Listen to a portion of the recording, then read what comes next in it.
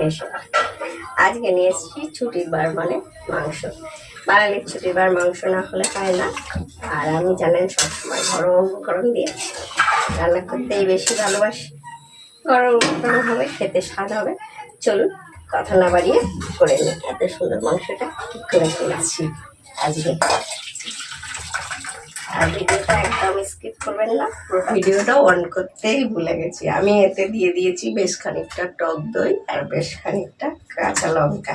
চিকেনটা টক দইটা ফ্রেশ টক দই, টক দইটা ফেটাবার কোনো দরকার নেই, এই যে ম্যারিনেট করে নিয়েছি। আর এটা একসঙ্গে মশলাটা পেস্ট করেছি। পেঁয়াজ আছে দুটো বড় সাইজের, 2 ইঞ্চি মতো আদা, আর গোটা 20 কোয়া রসুন, আর বেশ খানিকটা গোলমরিচ। ঝাল ঝাল হবে, গোলমরিচের ঝাল হবে আজকে মশলাটা। আর কোনো মশলা মাখানো নেই, শুধু দই আর কাঁচা লঙ্কা দিয়ে ম্যারিনেট করে রেখেছি। আর এদিকে কাটা আছে, কাঁচা লঙ্কাটা লাগবে না, এদিকে কাটা আছে পেঁয়াজ, এই আলু আর পেঁয়াজ। এটা ঢাকা দেওয়া সর্ষের তেল।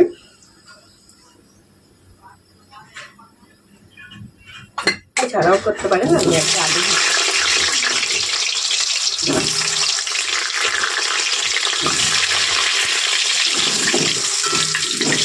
লাল করে।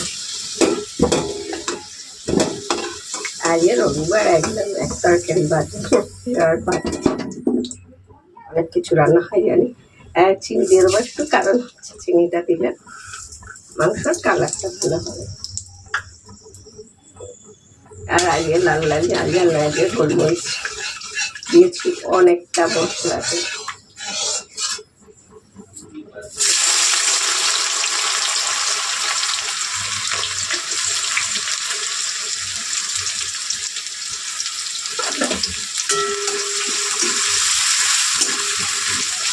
পেঁয়াজটা ভাজা হয়ে গেছে, এবার দিয়ে দেবো মশলা। যে মশলাটা করে রেখেছি একসঙ্গে, পেঁয়াজ আছে, গোলমরিচ আছে অনেকটা, বারবার বলছি অনেকটা গোলমরিচ, আর দিয়েছি 2 ইঞ্চি মতো আদা, আর 18 থেকে 20 কোয়া রসুন, জিরে আর ধনে জিরে একসঙ্গে মেশানো আছে।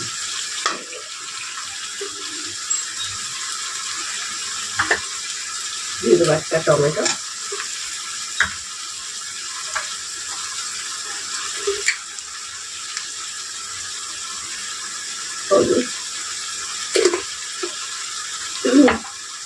যেহেতু কাঁচা লঙ্কা আর কাশ্মীরি লঙ্কা আছে, শুধু লঙ্কা গুঁড়ো এমনি আমি খাই না, এটা কাশ্মীরি লঙ্কা। এই গোলমরিচের গুঁড়ো, গুঁড়ো বলছি গোলমরিচ, গোটা গোলমরিচ। মশলাটা ভালো করে কষে নিতে হবে। এটা ধুয়ে একটুখানি জল দিয়ে দেবো, মিক্সিটা ধুয়ে।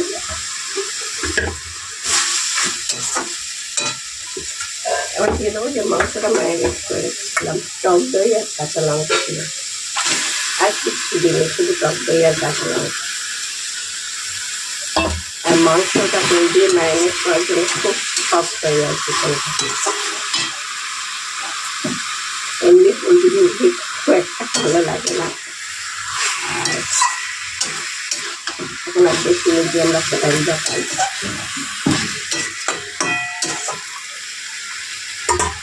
একটু ঢাকা দিয়ে কষে নেবো। বেশ খানিকক্ষণ কষে নিয়েছি, আমরা কিন্তু নুন দিই এখনো। এবার দিয়ে দেবো আলুটা নুন।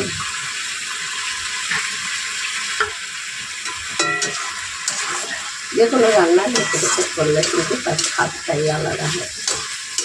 দেখবেন এটা আমার মা খেতেও বলে, দিক থেকে রান্না করলে স্বাদ হলে একদম কতটা জল বেরোচ্ছে দেখুন।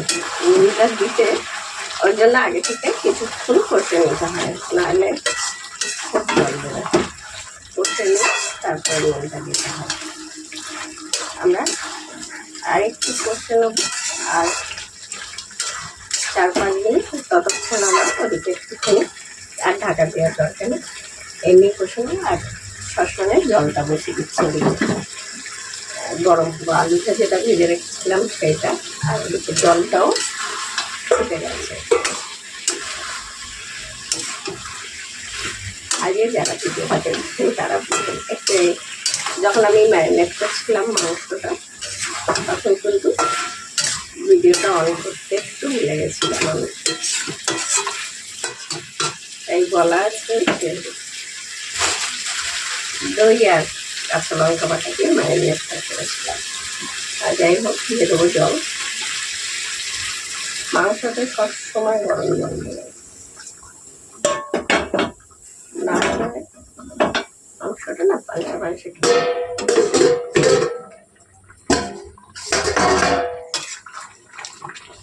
আমাদের ঝোলটাও বেশ শুকিয়ে গেছে আর আলুও একদম সেদ্ধ হয়ে গেছে বলে যাচ্ছে।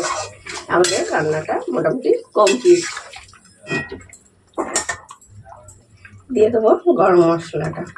যারা দেখছিলেন অনেক অনেক ধন্যবাদ, পুরনো বন্ধুদেরকে অনেক ধন্যবাদ, যারা নতুন বন্ধুরা দেখছেন তাদেরও অনেক ধন্যবাদ সঙ্গে থাকার জন্য।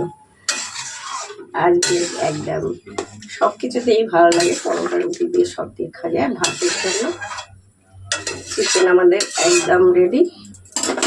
গ্যাসটা বন্ধ করে দেবো ঢাকা দিয়ে। সবাই সুস্থ থাকবেন, ভালো থাকবেন। টাটা।